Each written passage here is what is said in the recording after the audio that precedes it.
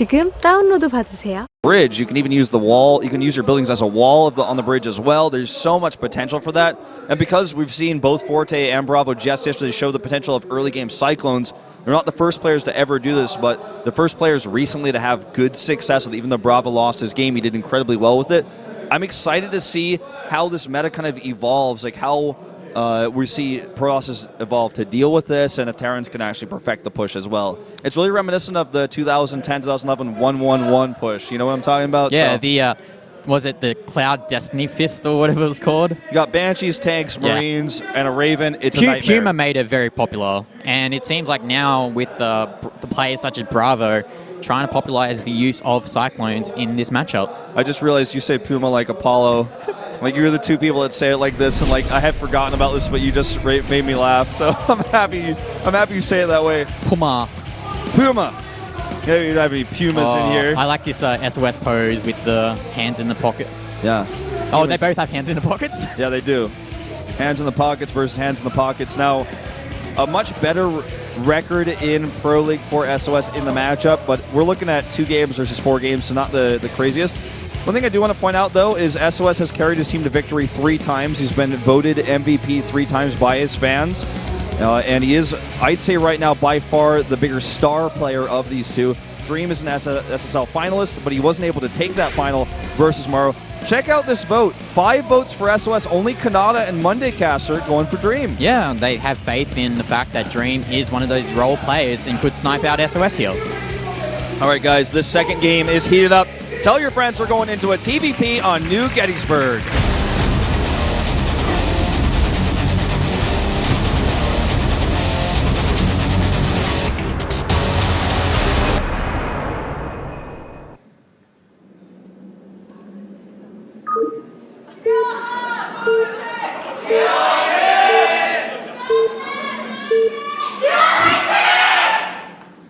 If you guys are wondering why the crowd was laughing, it was because Dream was saying that Toss is so cheap, man. But yeah, going on to this game, spawning at the bottom right is SOS in green, and at the bottom left, Dream for SK Telecom T1. There you go. You nabbed it. You gave our player spots away. Now we got to see what they want to do. So for those who are watching Pro League Round 3 for one of the first times, you haven't seen this map yet. I cast it for the first time yesterday with Valdez, and Jenner Greenwing's #1. Yep. But the bridge to the bottom of the map is really cool because it's a really narrow bridge, so it's hard to traverse with large groups of units. In the early game, it's really easy. It means that the early game you have a really short rush distance, but later on, if you go down that bridge, you better have a damn good reason to be doing so because you're probably going to encounter a concave on the other side. Yeah, what I love about that bridge, you don't really know too much about Brood War, I assume, but there was a map called Blue Storm. Yeah, I know Blue Storm. Yeah, it's very similar mechanic where that bridge only, well, every unit can go through it, but there's no point of you using that bridge in the mid to late game because your army's going to be so big that it's going to be obsolete. But in Brood War, the bridges always just made me think of Dragoon Blood. Yeah, so like, AI just screws up, but no AI screwing up here on New Gettysburg. And something to note here, I don't know if you know this, but New Gettysburg was actually the Team Liquid map contest winner for this season. So I did not know that. That's why it's going to be the next, well, that's why it's being used in Pro League Round 3, but also it's going to be the next ladder map replacing, I believe, Arena. It was made by Jackie, if I'm not mistaken, who's one of the best map makers. We were talking about this yesterday a little bit. Such an incredible map maker. He's been around since the beginning of StarCraft 2. And like, there's a lot I can love about this map, and I love Arena personally as well, but there's a time and place where you get tired of maps. I mean, I'm pretty tired of Dust Towers, but I hope New Gettysburg brings us a lot of cool games. I mean, so far so good, I'd say. Yeah, I mean, I think it was last week we saw Patience against Bjorl. That was a pretty crazy game, and this is the first TVP I've seen on this map from memory. So yeah, same. So let's see how this one goes. New Gettysburg is also the best campaign mission in vanilla Brood War, the single player. Ooh, the factory coming up. All right, we're seeing that factory, but he's hiding it as well. Second gas. It's a really short rush distance on this map by air. Not like as short as other maps, not like as short Arena. as Arena. But still. And SOS looks like he's prepared for this, though, with the blind Stargate opening. Well, it's generally very good to go for Stargates, or Stargate opening on this map because as you said before, the air distances are relatively closer compared to the other maps in the map pool, such as Dust Towers or Frost or Overgrowth. So yeah, I really find this positioning of the factory quite interesting. He probably just wants to hide the fact he is going for, I assume, what would be click Banshees? I think it's going to be Banshees, because why would he hide the factory? Also, the Cyclone timing for this isn't, like, it doesn't make sense to me, because it's just not, it's not proxied, it's not coming out the time you'd expect. Well, he's getting a siege tank. He's going to get a tank first. Yeah. He may still see Banshees afterwards. He may also be scared of a Protoss push. We haven't seen very many televised matches on this map, in this matchup. I think this actually might literally be the first. So we don't know how Protosses are approaching this matchup yet. Actually, note the positioning of that bunker. It's not actually at the front of the ramp, but rather just wedged below the command center. So, excuse me. Void Ray as well. Yeah, Void Ray coming out after the Oracle. So the Oracle going to come in here blind a little bit, see what they can get done. I was expecting Phoenixes, but it looks like he wants to use this just as a scouter. Oh, it looks like the AI kind of screwed up there for the Oracle, because you've got to remember, New Gettysburg is one of those unique maps where air units can't actually go through that barrier. They have to go around, which is really cool. Yeah, I think that was added in Legacy, if I'm not mistaken, because I don't remember any maps in Heart of the Storm that were like that, but it's like an air blocker. So this Oracle just gets some scouting information, doesn't actually do any damage. And it doesn't see this quick medevac along with the tank, so... Oh, wait, I think he saw the tank, but not the medevac. Just trying to force these units to stay home. 2 tanks. And I don't think... I think this is mostly just a defensive measure by Dream. I don't think he can actually go for a double tank drop and find damage with it on this map. He's going to regret that. With the Void Ray out and now a second on the way, so it's starting to feel like a Wolf game here. It starts to feel like what I'd be doing when this map's on the ladder.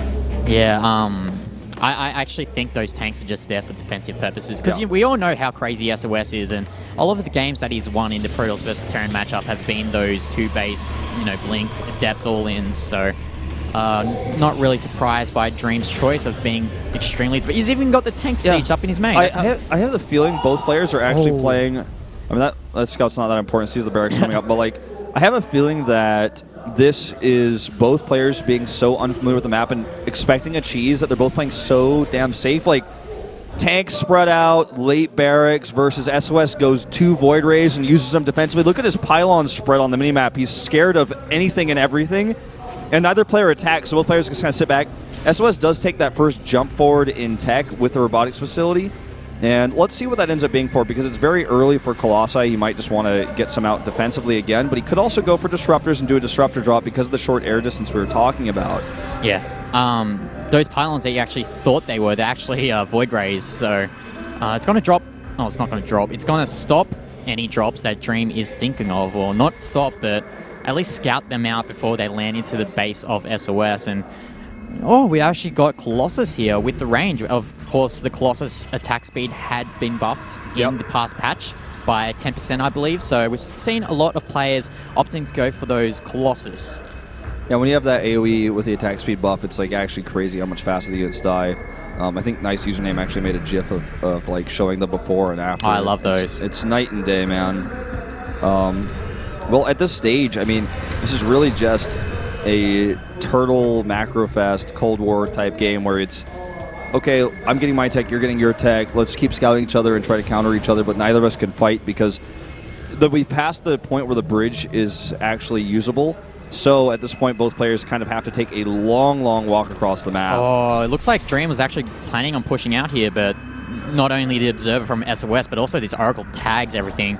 And we notice here Dream's actually not taking a 3rd command center behind this, so he wants to do critical damage here before SOS's army gets too big enough. Oh, he's going to try to use the tanks to control the bridge. This is one way you can force a fight on the bridge, but I worry about this with 2 Colossi with range about to be finished. He can delay this with force fields. He has Void Rays, and he sees this army. This is so risky by Dream. Tag as well, because with that tag so important because he doesn't need to have that Observer over the army. He can just use the tag along with the Colossus to outrange these ground units that aren't the siege tank. Don't forget that Dream doesn't have a 3rd base. Yeah, this is all or nothing here from Dream. And I don't think attacking on this bridge is going to work. Okay, now he's taking a 3rd base. I think he saw the Colossus and he just realized, I'm not going to do too much to this army. He was scared of a potential counter drop or counter warp ends with warp prisms. I think he kept those units at home for that reason, but now he's sending in these 3 extra drops across to join up with his main force. And I mean, this is a scary Terran army, but it's like everything is revealed because of this Oracle. It's abusing the terrain. These units can't catch it because it's in dead airspace below the bridge. And he's going to try and drop here because he just needs more surface area to work with if he's going to take the fight. Or if SOS catches this army off guard, he could do a lot of damage. All right. Nope.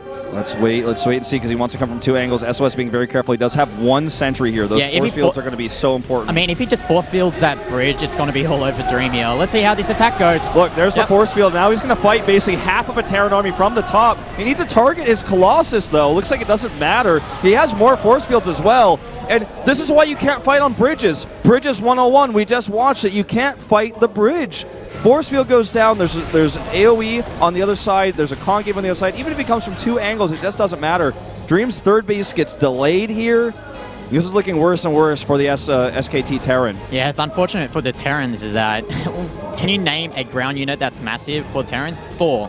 And are you actually going to really build a Thor to break down those force fields? No. Of course not, yeah. So, I mean, I think it was a very foolish idea for Dream, especially seeing that sentry, for him to try and attack from that bridge, because he should have ought to know that it's the force field on the sentry, on the bridge. Now, see, what SOS is doing right now is less risky going on the bridge because guess what? He had vision and he knew the Terran army was away. And he's going to go for the counterattack here, and Dream has nothing. He's way out of position to base trade as well. Yeah. Like, he has to walk home.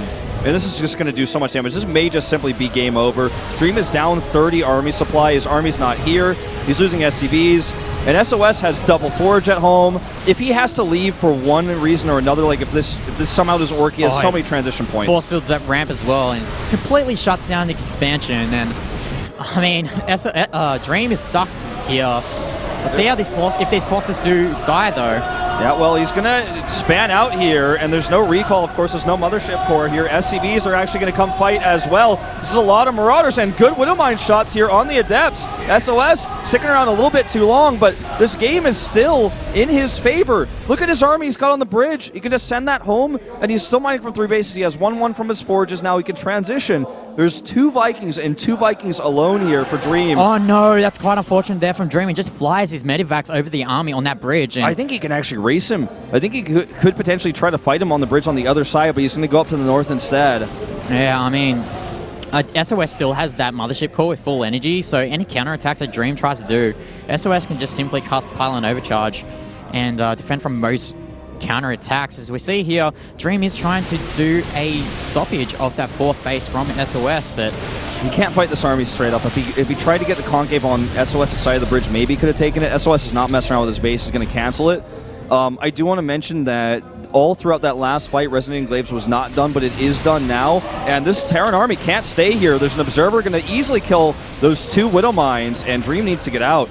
Yeah, SOS is looking very comfortable this game. We saw Dream actually try and think of going for a counterattack by going for that bridge, but these 2 Adepts are just going to do so much damage to his 3rd base. And there's nothing here. If we look at the unit count, it's 46 SCVs to 61 probes, and any SCV that Dream loses is going to lose a lot for his economy. Yep. I mean, finally sends these Marauders over. By the time they get here, the Adepts will shade away. At least one of them will. You can just target this one. I mean, he lost 10 SCVs to 2 Adepts. That's something you don't want. Especially not when you're down 20 SCVs, as you just mentioned. So, 28 Adepts on the map. A Dream is about to get adepted. Yeah, I think he showed a clear lack of fundamental understanding of how bridges work in this game. That's like the thing to take away from this. Yeah, I mean, when we think about the map, I thought we'd be seeing a lot more drops, a lot more, harassment play, considering the close air distances. But it feels like, it feels like Dream is playing this out wrong. Yeah, I mean, it just seems that way, right? Like, I mean, I understand why he's afraid of dropping when he sees all those Void Rays that were there earlier. The thing is, like, one Void Ray is not going to kill 3 or 4 Medivacs. Yeah, you can just run past it. And he was a bit timid about it. It seems like SOS just has a deeper understanding of the map, and that's not surprising considering SOS is just a meta maker. Like, he actually thinks of things faster than anyone else. He figures maps out faster than everyone else. Dream is a macro-oriented player, not necessarily a strategist or like a meta maker. Like, he kind of just goes for the macro. His micro is really good. He fights the late game, but he's not the guy who's going to invent the new build. Like, it feels like Dream is one of those players that if he doesn't see something that he's not familiar with, he's just going to panic in the booth because he doesn't know how to react to it. And it feels like that's what we're seeing in this game. Yeah. Just the fight he tried to take earlier on the bridge where there was even just 1 sentry. Was he just hoping the force field was going to miss or something? Oh, good he sees situation. this drop coming in with that observer. Everything's going wrong from Dream here. And he's got Stalkers ready. Blink is up. He actually should be able to kill both drops. One, two. Oh, okay. no. Okay. Well, he definitely didn't do it the matter. most efficient way, but still, Yeah. it doesn't matter. Yeah, he's going to shut down this drop, and things are looking very bad for Dream here. There is a Prism with this army now, so he can reinforce and go for the kill. 2-2 finished now for SOS. Dream is working on the +2 attack, but it's nearly done, but not quite done. He will probably have it for the fight, but he won't have his armor. Well, SOS is maxed here, so he can just trade his army and then just easily remax. Yep, I think he's going to hit the 3rd base. The 4th base he's not yet aware of, as he takes now his 5th base on the map. This Warp Prism just is game ending, I'd say, because he can just keep warping into depths or whatever is required. Yeah, and I feel these 5 Colossus are the critical mass. I don't really think, well, if we look at the unit count here, Dream only has 10 Vikings, and with that Guardian Shield from the Sentry, I don't think it will be enough to take out all these Colossus of SOS.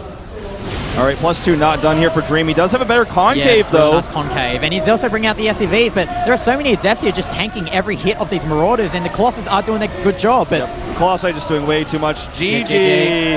A Shrekkening in game number 2. SOS clearly understanding New Gettysburg way better than Dream, outplaying him at every turn. The early game, both players played really scared. They were like, okay, some sort of cheese or all-in's coming for sure.